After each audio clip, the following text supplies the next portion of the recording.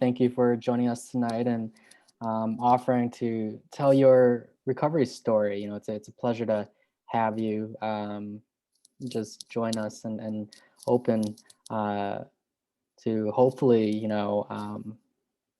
really inspire others and share your story with others. And so hopefully we can have a good discussion tonight.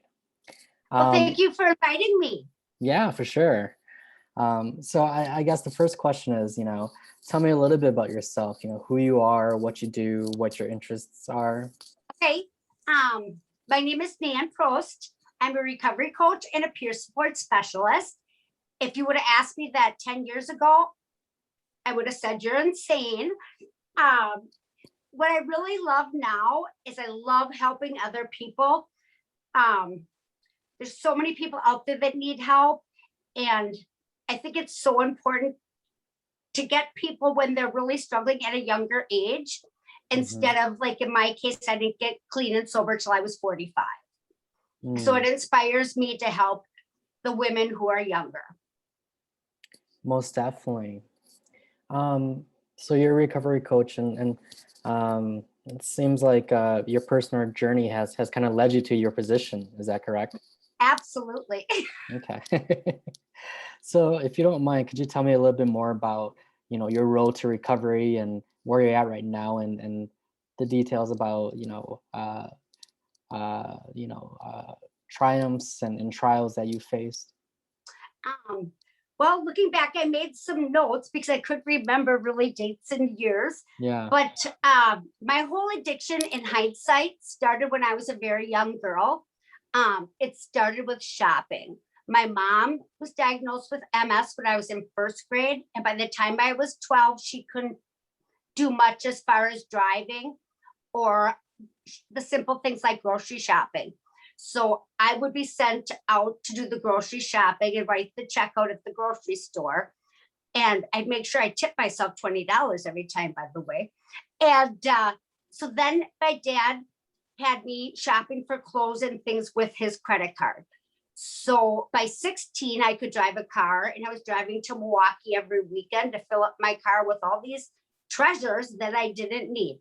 So that's just looking back now, I can see where the addiction started. As I got older, 16 through high school, grew up in a really, really small town called Kohler, Wisconsin. Our graduating class maybe had 24 people. On the weekends, we would party. It was the 2-liter bottles of wine coolers, nothing real heavy, but everybody drank during the weekend. Somebody's parents would be gone, so we'd be at that house. Then as I got into college, I had total freedom. When I was at home, we had a curfew. We didn't get to go out on school nights, and we had to be home by about 10 or 11 during the weekends. So when I got into college, it was like, what? I could do whatever I want any night, come home whenever I want. So that's kind of where it started. Continued, I should say. Thursday, Friday, Saturday nights were the big nights out. At the time, I went to UW Stout. So a lot of people went home on Friday. So Thursday was a big night to be out. Then I started bartending. And I think you drink more when you're doing something like that. I lost my mom my sophomore year of college, and I was 22. And then I lost my dad 2 years later at 24. My mother passing was very acceptable because she was so sick. We didn't want to see her suffering any longer. It was something in some way, having your mother sick for that long, that you're some way prepared for. Yeah. When I lost my dad 2 years later, it crushed me. Just absolutely crushed me. I did not know the ways of the world because I always had a credit card. I didn't know how to do so many things. So that was a real change for me. We grew up with owning some restaurants. And when my father passed, I have one older brother who's 16 months older than I. And he said, we don't get along. We can't run this business together. Why don't you move to another state? And me being me, I said, screw you. Why don't I move to another country? So I did. So off I went to Mexico. Oh, wow. That's a huge change. Yeah. Wow. And I don't think I knew any words besides baño and cerveza, which are bathroom and beer. So when I got to Mexico, just, it was kind of like always being on spring break. It was party all the time. One of my friends from college, his parents had a restaurant there. So I started working at the restaurant just a little bit, hostessing. And from there, somebody came into the restaurant and said I would be great at selling timeshare. So I said, yeah, I'll try anything. So I began selling timeshares and did very, very well. When you're doing that on a daily basis and you're selling to people from all over the world, they want you to entertain them that night. Mm-hmm. So there we go again. Now we're out to dinner, having drinks. These people are on vacation, so they want to party hardy. Well, then that was my introduction to cocaine while I was in Mexico, because what goes hand in hand, I didn't know. Somebody just, approached me with it. You want to do a line type of thing? Well, yeah, sure. Why not? And from there, I found out it was like a light bulb went off in my head. I can drink all night and party all night and remember everything. That was a big deal because I used to black out by doing cocaine when I'm drinking. So that put me into this series of doing a lot of cocaine. And then it came to a point where I was doing more cocaine than alcohol because, I could go to work every day and be top of my game. And that was without the alcohol, just the cocaine. Mm-hmm. And then on weekends, it would be more about the alcohol and cocaine. It came to a point in Mexico that I knew I needed help, that I couldn't continue doing cocaine like this. I was withering away till nothing. And I felt it was very dangerous. So I thought to myself, well, what can I do? And the thing that I thought I could do to move home to the United States, because I know I wouldn't look for it here because I'd be so scared to go to jail or prison. Mm-hmm. So I packed up my bags and moved home. Sorry, when I talk so much, I have to get a drink of water. No problem, please. So that was when I was about 34 years old when I moved back. So how long was that? How long were you in Mexico for then? About 10 years. Wow, okay. Yeah. All right. So then back at about 34 years old, stepped into helping with the restaurants, started having a couple glasses of wine at night. And before you knew it, I was drinking hardcore, like it would, be like a couple bottles of wine at night. Then it'd be a box of wine at night some nights. But mm-hmm. I still got up and went to work and performed everything that I had to do as far as my job duties. I was not a person who would drink in public because I wasn't a good drinker. It wasn't pretty. And I already had that in my head. I knew that. So if it was something social, I'd always have 2 drinks. But sitting at home, I'd have like a bottle of tequila and wine ready to go when I got home.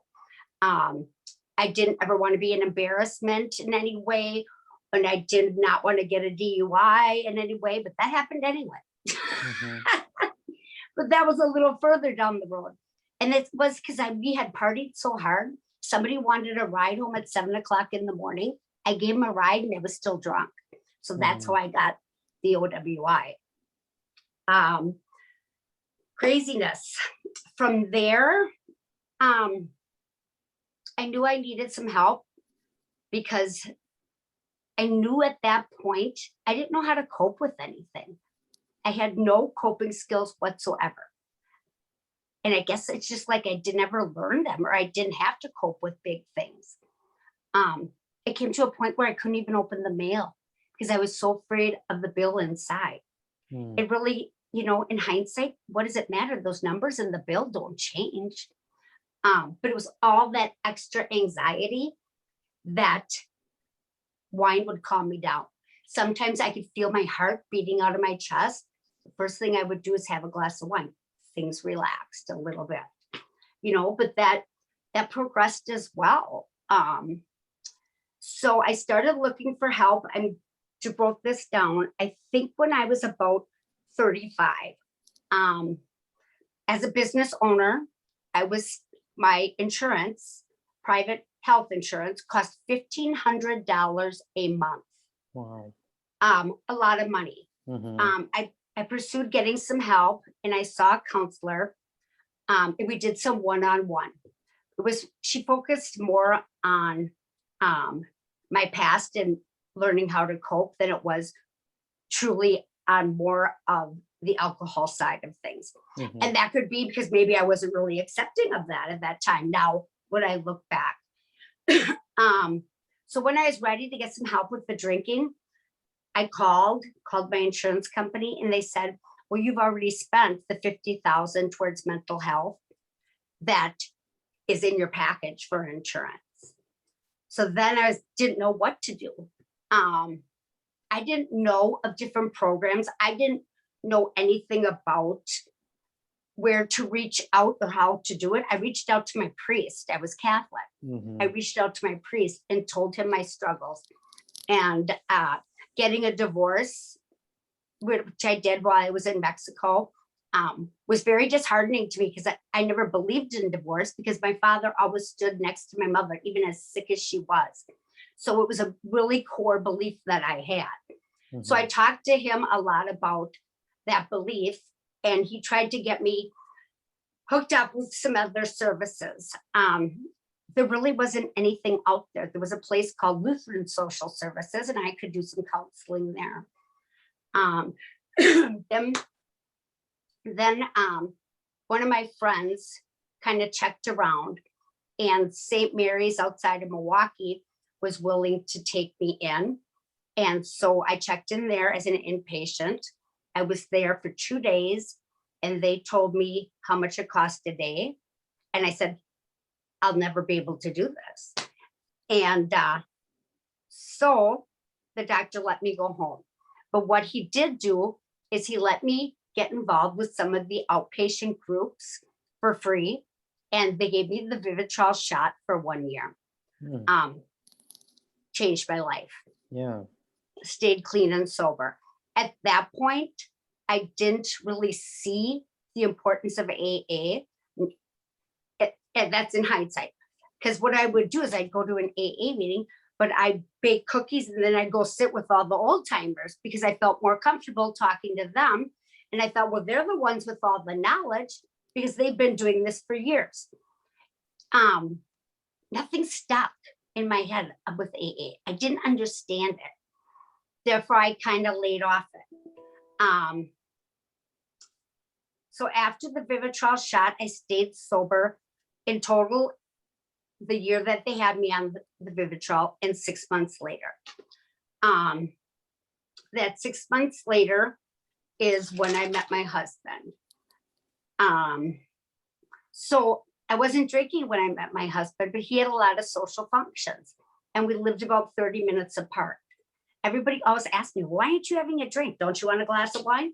So I just one day decided that, well, you know what? I'll just carry a glass of red wine around so nobody will ask. Well, then you know how it is. 2 events down the road, I'm drinking that red wine. The next thing you know, I'm having cocktails every time we go out for dinner. Then it turns into cocktails before dinner, wine at the dinner table, and after dinner drinks. But that was okay because it was only happening on the weekend. It wasn't happening that much. Yeah. But I still knew that wasn't supposed to be what I was doing. Then once I got married 2 years later, my drinking really took off. I was a stepmother for the first time of an 8th grade girl and a freshman boy. I never been a mom. Everything was always fun when I was there for the weekends. You know, when you actually go and live with people, that is completely different. So I was that housewife carrying the towel over her shoulder, cleaning up after everybody, making sure dinner was served at 5:30, and drinking wine whenever I cooked. Then the road got a little bit tougher. You know, it wasn't easy being a stepmom. That before I knew it, when my husband would leave for work, I was day drinking. And that's when things went downhill fast. Now, did he know your previous history of substance use? Yeah, he knew some of it, but he didn't know all of it. I see. But then it became very, very evident. Some days he would leave at 5 o'clock in the morning, and I was having a couple drinks. Then it changed that every morning when he'd leave, it was like, well, I'm going to have a bunch of drinks and I'll stop drinking by noon. So by the time the kids and everybody get home, I'll be sober.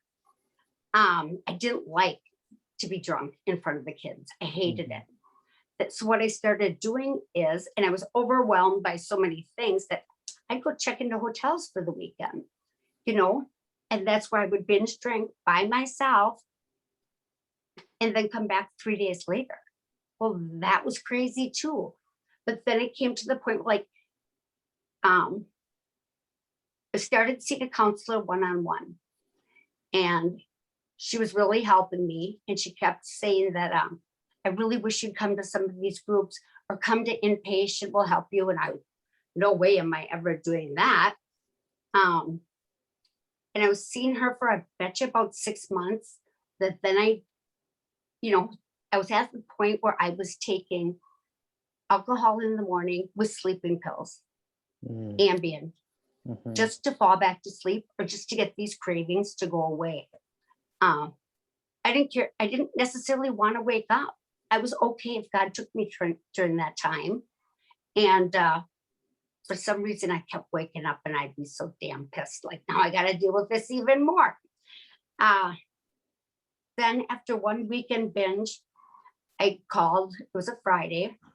I called my counselor and I said, hey, this is where I am. She said, are you drinking? I said, yes, I am, but I want to come in on Monday.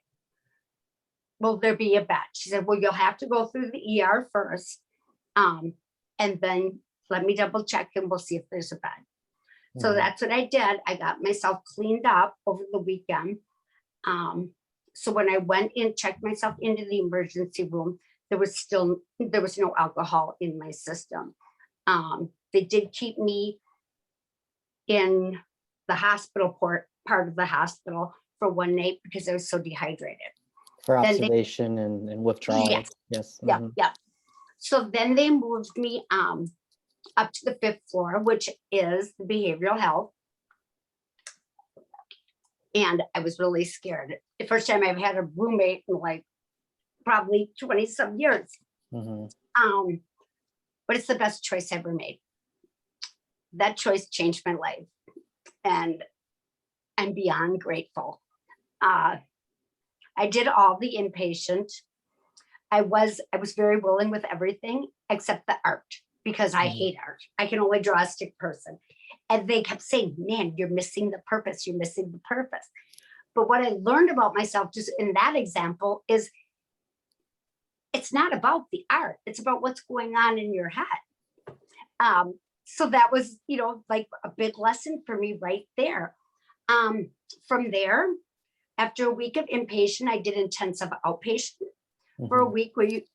And then I started with IOP 3 times a week.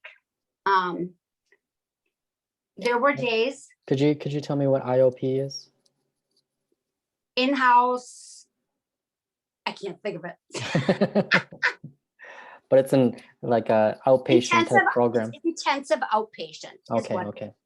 So it was Monday, Wednesday, Friday, for example, for maybe 2.5 hours. And that kept me learning and growing, as well as see my counselor once a week. And then I really got into AA. sometimes I was going to 3 meetings a day plus the IOP because, the cravings were still there. And I had, I did not want to go back. And I didn't. Gonna kind of I forgot something in the story. Please, yeah. The year that I did have clean prior to that, I did some AA, and then I'd screw up, because I'd go to the one in the morning. It'd be like, well, shit, you're done now. It's 11 o'clock. Why don't you stop and get a bottle of wine? So I felt like I was such a liar that I didn't deserve these people's help. So that's when I didn't seek their help. But after my inpatient, I did seek their help, and I wanted their help. And all the stuff that didn't make sense before started making sense. They used to have me read I can't even think of it right now, the promises of AA. And I was thinking in my head, I don't care about any of these other promises. I just need to stay clean and sober. And I love all different pathways to recovery. But for me, I liked AA. I could have gone to NA, I guess, as well. And I did a few of them. But the AA, all of a sudden, stuff started making sense. I started doing the next right thing. I got a sponsor. She taught me a lot. It was awesome.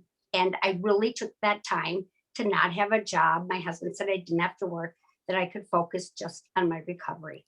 And I did that for a good 2 years. I stayed in IOP just because it was comfortable, a little longer than most people do, but my insurance was glad to cover it.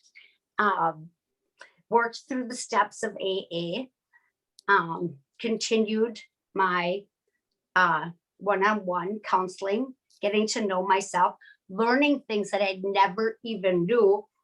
For example, emotions. The only emotions I found out I had or knew about was happy, mad, glad, sad. That's the only ones I could describe. And then they handed me a list of all the different emotions. I was like, whoa.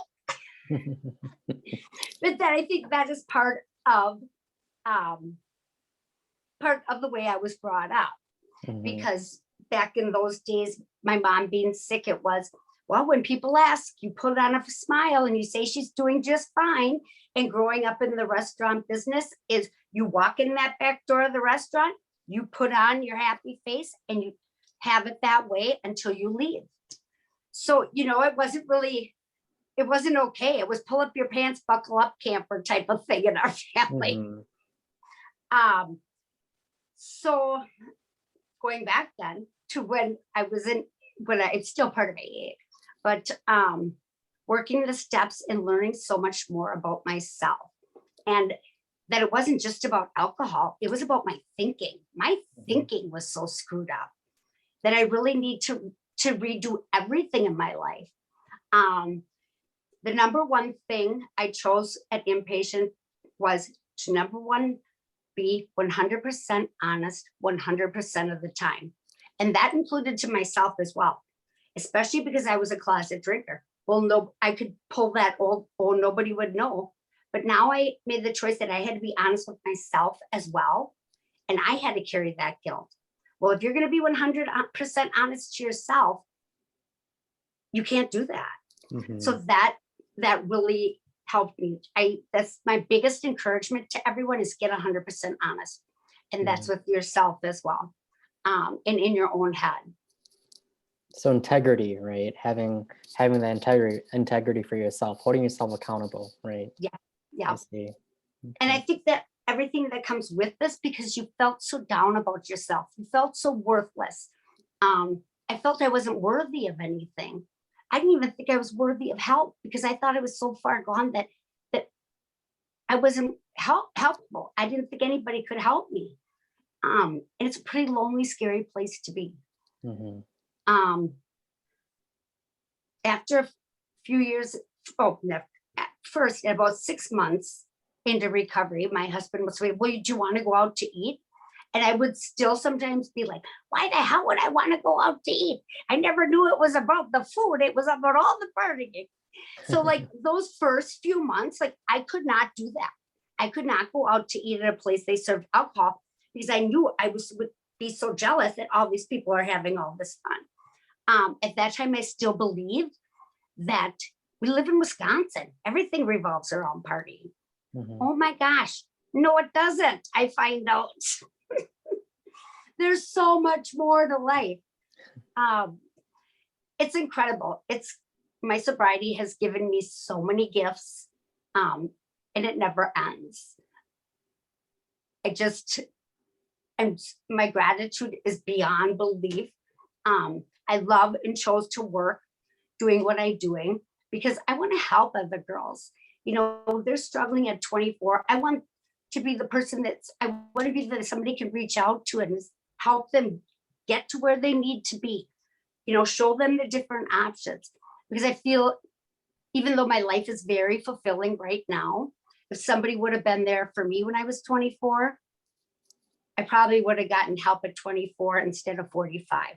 Mm-hmm. So that's that person that I want to be. I want people to be able to come to me and I can get them where they need to go or help them in any way that I can.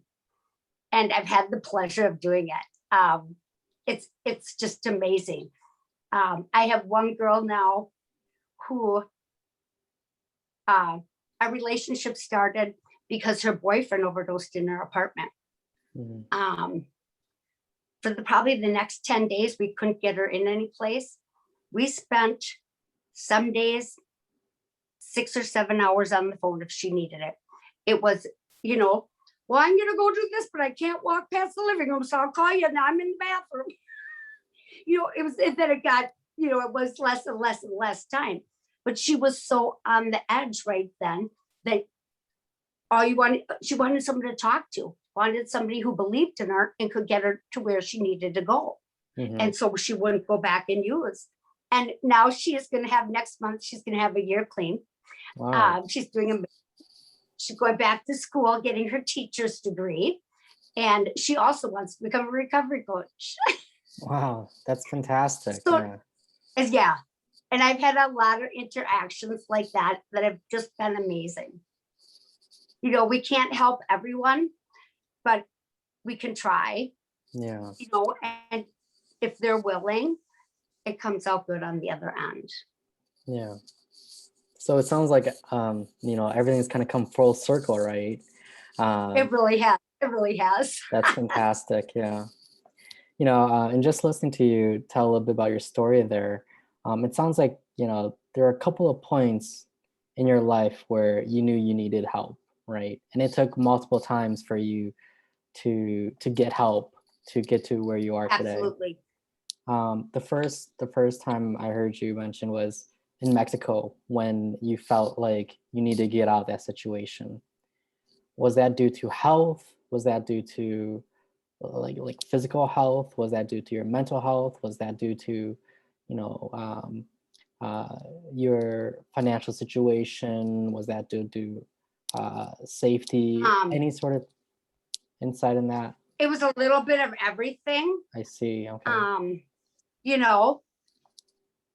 And like I knew I couldn't make it another year partying the way I was partying. Mm-hmm. And I knew I needed out. I wasn't in a great relationship. Most people aren't when they're doing that many drugs. Mm-hmm. So it was a little mixture of everything. And I knew I had to suck up my pride. And I knew in the United States that I would never look for cocaine.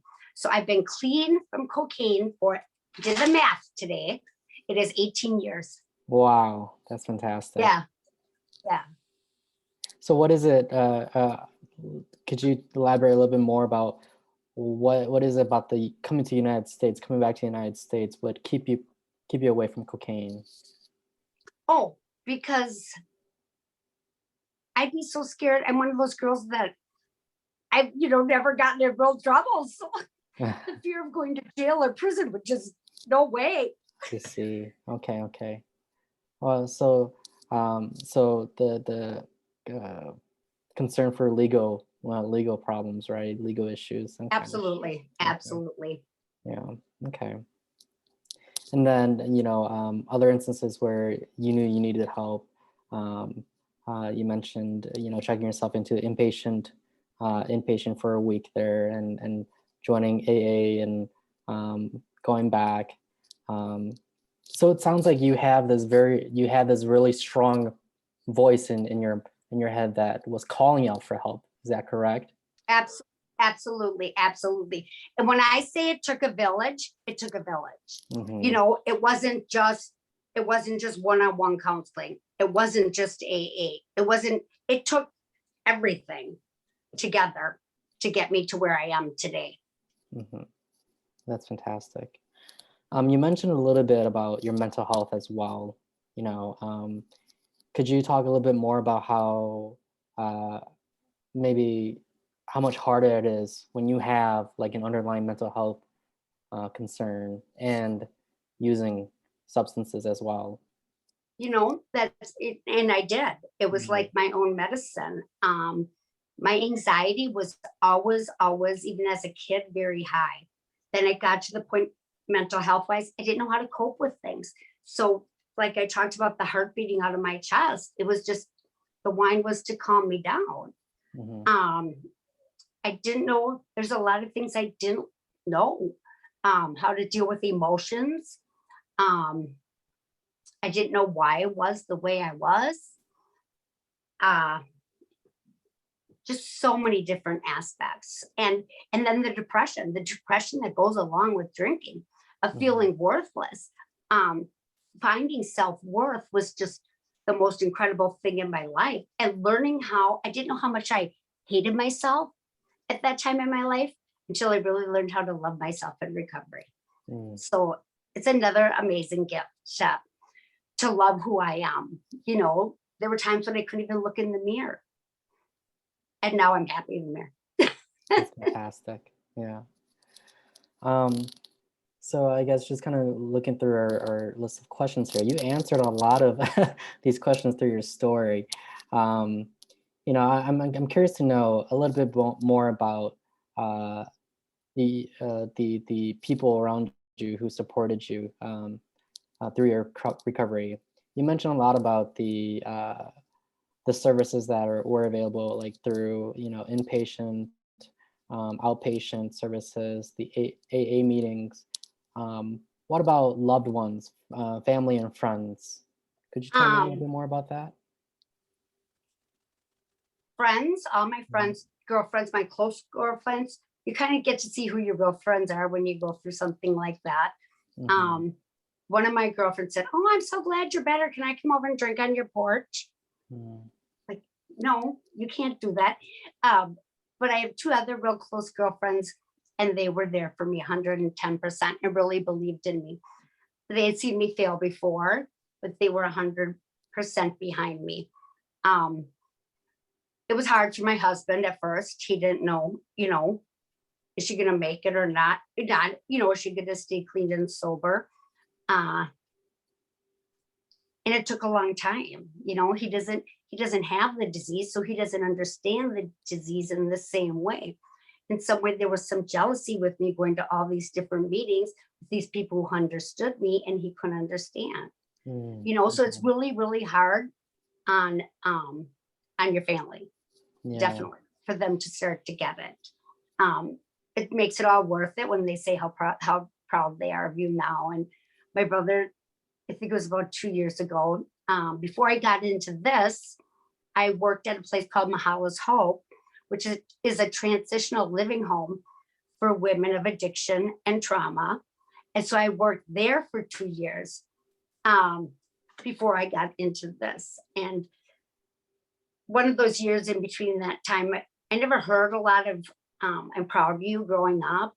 And my brother said, "I'm so proud of you for not just recovering, but doing what you do now." Yeah. It's like, you're a gift.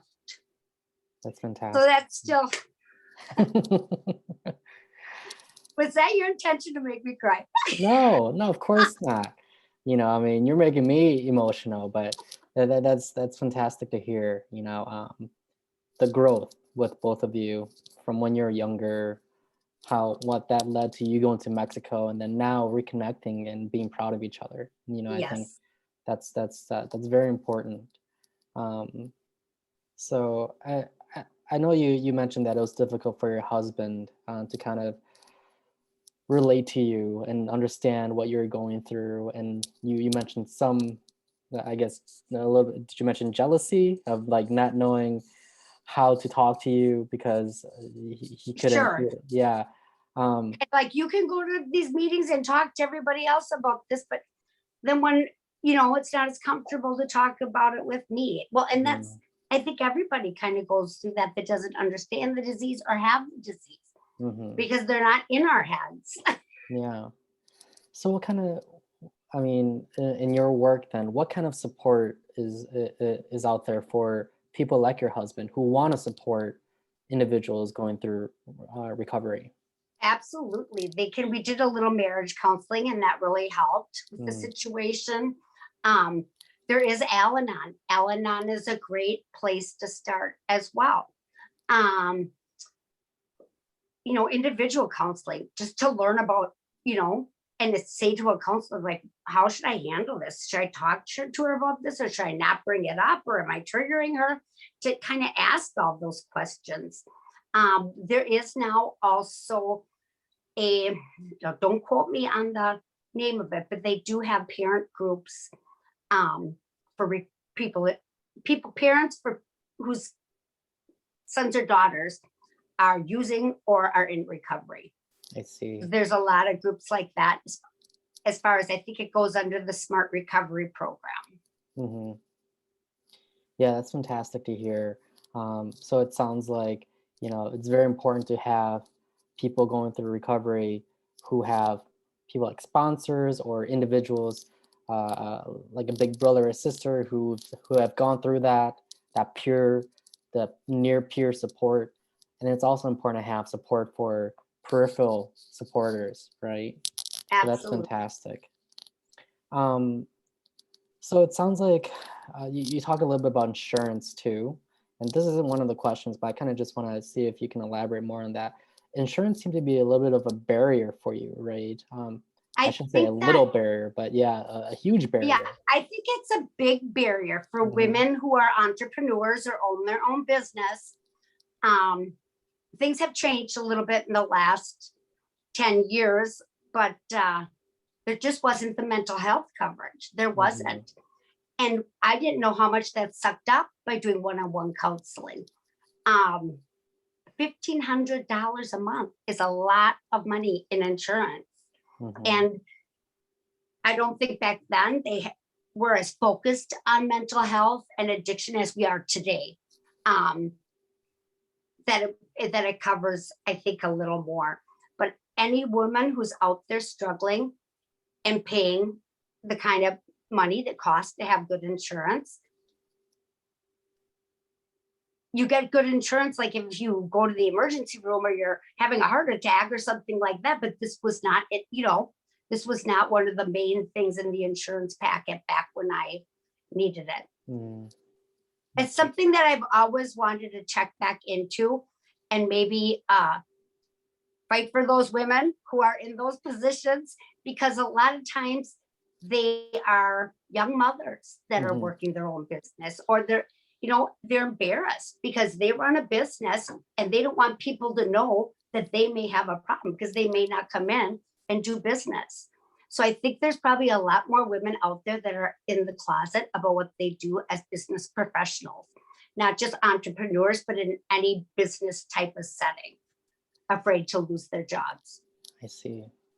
Yeah, and on that point, kind of related to your what you mentioned earlier, how you would almost hide your drinking, like you'd go to a motel and you drink away from your family.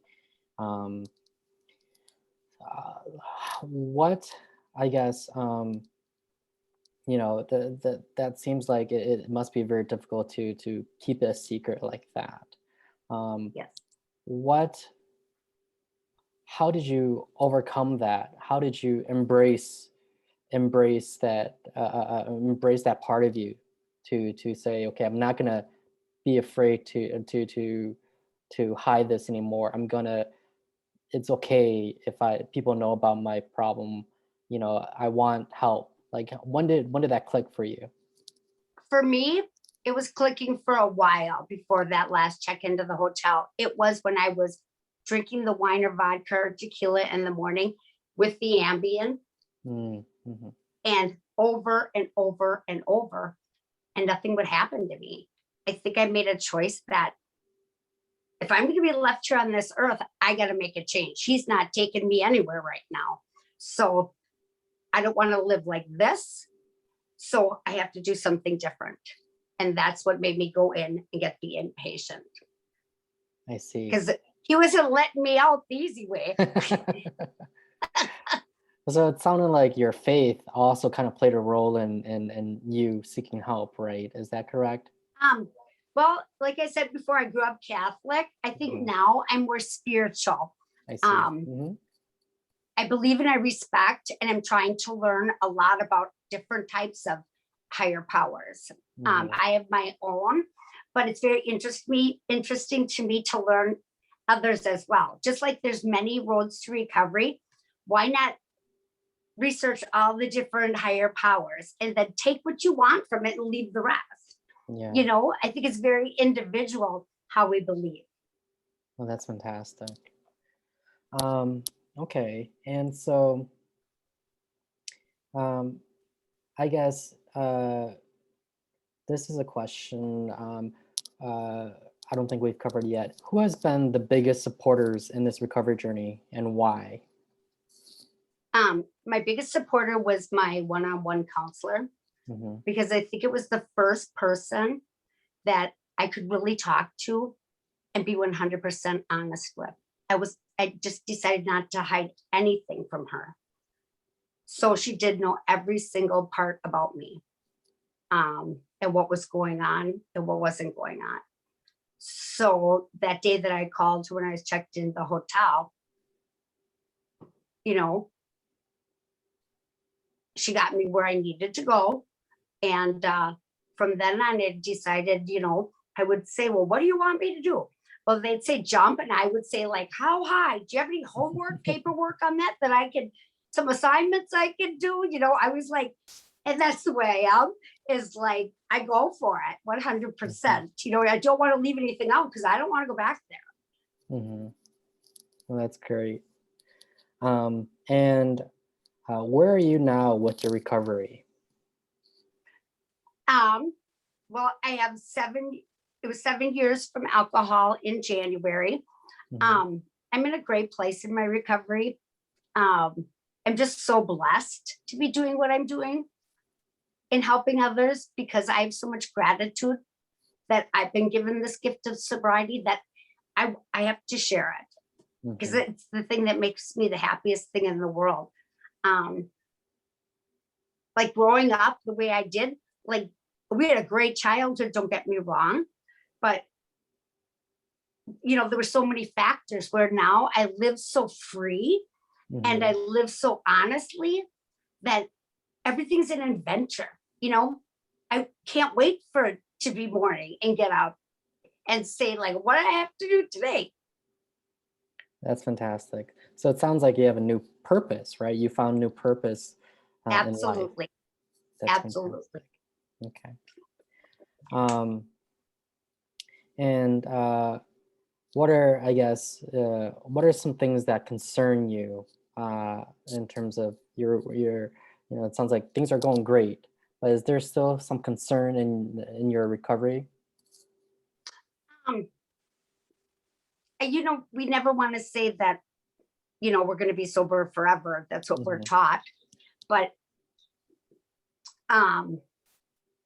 we all know when we're slipping. You can tell if you're slipping.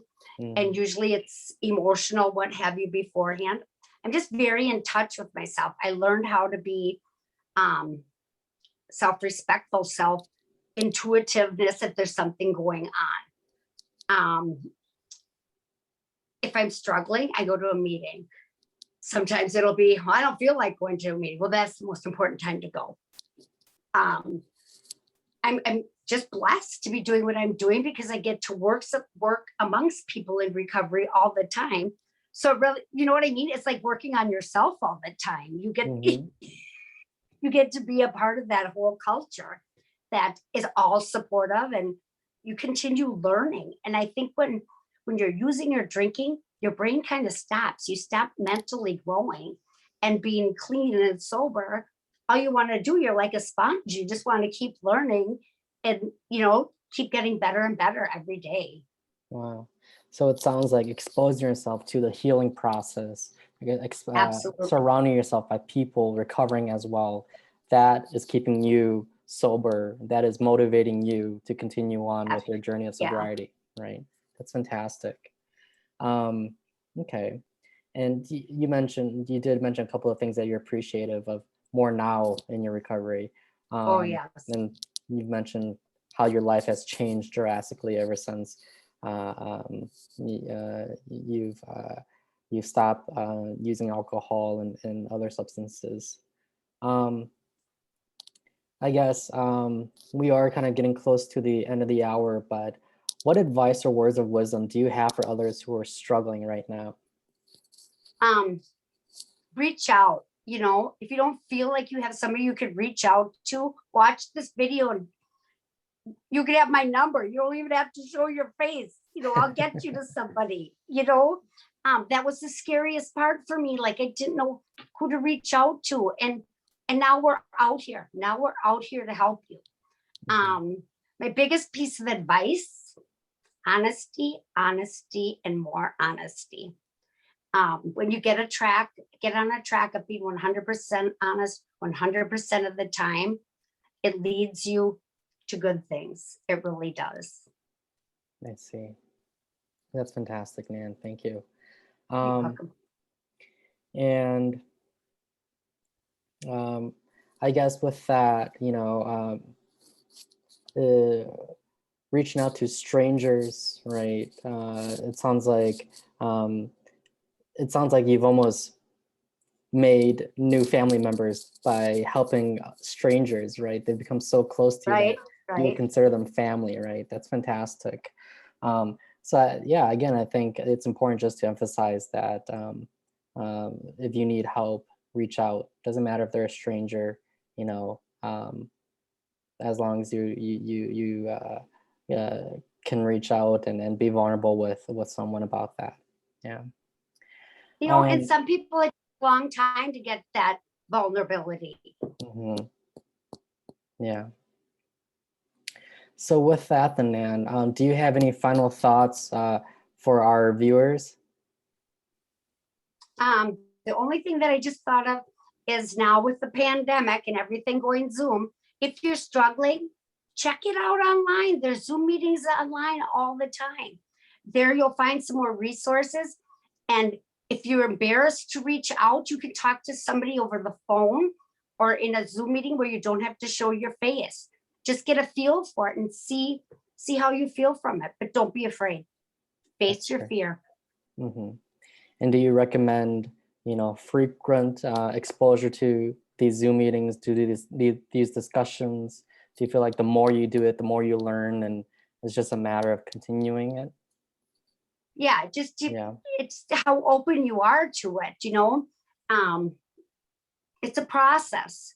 Mm-hmm. And one of my counselors always said, trust the process. But you can get the help you need, wherever you are as an individual. If you reach out, there's always a way. You can start at any part of it. If you're not ready to do one-on-one counseling, there's something else for you, but there's always a spot for you now in recovery. Mm-hmm. Yeah. We've come a long way. Mm-hmm. Sounds like, there are a ton of free resources out there too. There are a ton of people who are willing to volunteer their time with no charge at all. And I think it's very important just to make sure that people are aware of these resources. Yes. So, mm-hmm. Yeah. And they're all out there online. Just dig a little. We're in Wisconsin. It's Wisconsin Voices for Recovery. You can look it up. Yeah. So, Nan, is there are you comfortable sharing your contact information, ways people can reach out to you in terms of Absolutely. your organization that you're working with, or your services that you provide? 100%. Mhm. And, even if they're in a different state or a different city, whatever it is, I can make those connections through Wisconsin Voices for Recovery. We have a lot of resources. Okay, that's So fantastic. anybody is always free to call me. I'll talk to anybody. Well, that's fantastic. Well, thank you so much, Nan. It's been a pleasure, hearing your story. You're such an inspiration. You're doing fantastic things. You're changing many lives, and it's so wonderful to hear that you're doing well yourself. And Thank you very much. it's a And continuous it's process. Yeah, a blessing. That's all it is. exactly. Well, it's such an honor speaking with you and getting to know you. You too as well. Yeah, thank you.